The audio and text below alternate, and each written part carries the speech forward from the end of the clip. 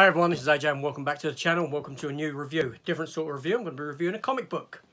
Yeah, the new Punisher series comic, which has just come out today. We're going to talk about it. There's a bit of controversy surrounding this comic book, so let's get into it.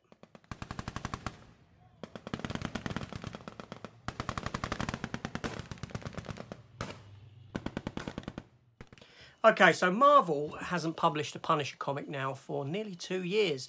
The last one they published was Punisher Soviet, I think it was, by Garth Ennis, and there was meant to be a follow-up series to that as well, another 6-issue miniseries by Garth Ennis, but that never came to be. It never got released. I'm not sure the reasons behind it why. Now, I'm a big Punisher fan. I've collected and read the Punisher comic from day one. I have every issue. I have done videos on this showing over 8 parts, showing every Punisher comic that I have, not including special appearances and this sort of thing, but every Punisher comic I have, and I do have them all from conception to now. So I'm a big fan of his, favourite Marvel character. Yeah, so like I said, there was a lot of controversy surrounding this book in that there's a skull redesign. Only we'll come into that anyway. But yeah, so this is done by, this comic is written by Jason Aaron. So it's done by Jason Aaron, Jesus Saez, who's the artist who drew the front cover as well. Probably pronouncing that name wrong. It's Jesus with a little apostrophe above it. Jesus Saez, and Paul Azaceta. Now, I have read it, obviously.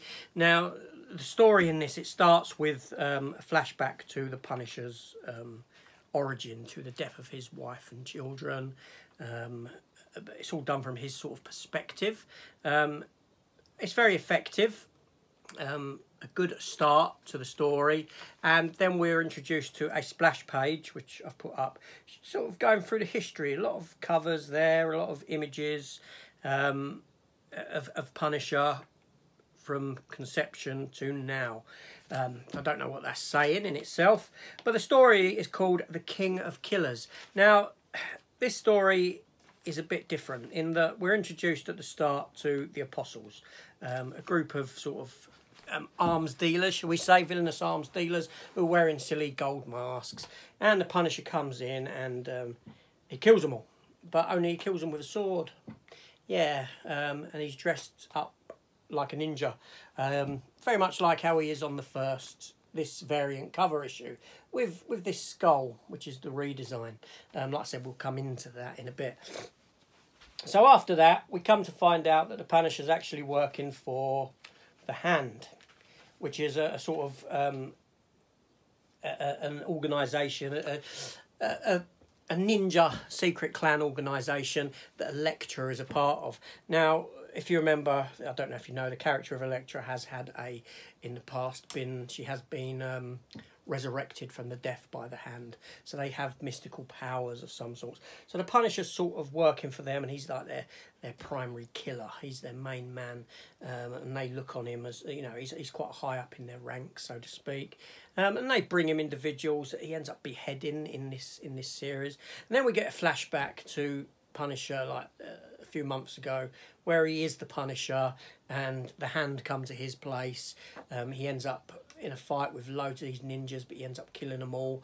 But he's sort of taken into their ranks. They offer him, they show him this knife, these sets of 3 knives, and you know, it's asking if one belongs to him and this sort of thing. And then it flashes forward again to, you know, where he's at this ninja camp, and the ninja camp is in the middle of like some sort of forest, some sort of secret hideout place, and he goes back to his quarters, so to speak, and there in bed is a woman. He gets into bed with her, and it's actually his wife, Maria, but she's got scars. She's got where bullets have hit her. So that's the first issue, really. Now, my thoughts on it. This isn't a very good first issue, right? The art was fine, it was adequate. I've seen a lot better artists on the Punisher than this, obviously. Jason Aaron is quite a good writer. I've read some of his other stuff. Now, as a first issue goes, it's not very good. It doesn't feel like Frank Castle. Doesn't feel like the Punisher. It's what can I say? What can I say? It's not the Punisher. It's not the Punisher. Now, obviously, he's got a redesign because he's working for the Hand. So he's got this sort of demonic, almost looking type of a skull on him. And there's been a lot of controversy over this because in America, the armed forces and the police have utilised the Punisher skull. You know, they slap it on their uniform, on their vehicles, this sort of thing. And so it's being used for something that it's not, because the Punisher isn't in law enforcement or anything like this. So there's a little bit of controversy. So a lot of people are thinking that this skull has been redesigned for good. I can tell you now that's not going to be the case. When we get to the end of this series, the Punisher will be back in his standard kind of outfit with his standard recognisable skull. That's inevitable. This story, where I see it going, is that because, like I said, in this story, this isn't Frank Castle. This isn't the Punisher. It doesn't act like him. I can't see Frank Castle joining the Hand and leading them and being their killer for them and this sort of thing. So there's some sort of magic at play, something to do with the 3 knives that were offered, them bringing his wife back from the dead. So Frank Castle is essentially under a spell, I would say, under some sort of a magical spell, and as the course of the series goes on, he will break from that.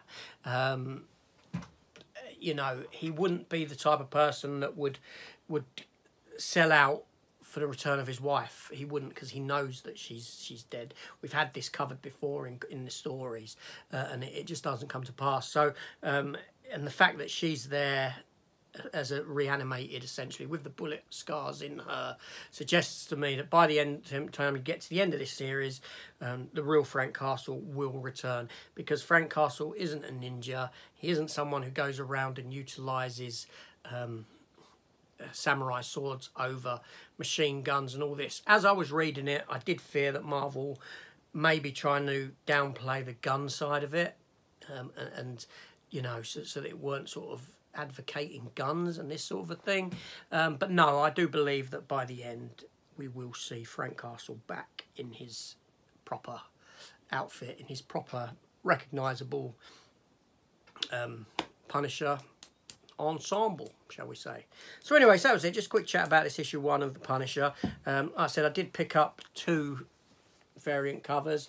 I do have the others on order, but I actually went in the comic shop and grabbed these while the others are being held for me, which I will get on my next monthly run. But I wanted to get it and read it so I could do this. But yeah, so anyway, this is AJ. Thank you for watching. I will come back with a review for the next issue as well when it comes out. So keep an eye out for that. Thank you all. Take care, and I'll see you on the next one. Goodbye.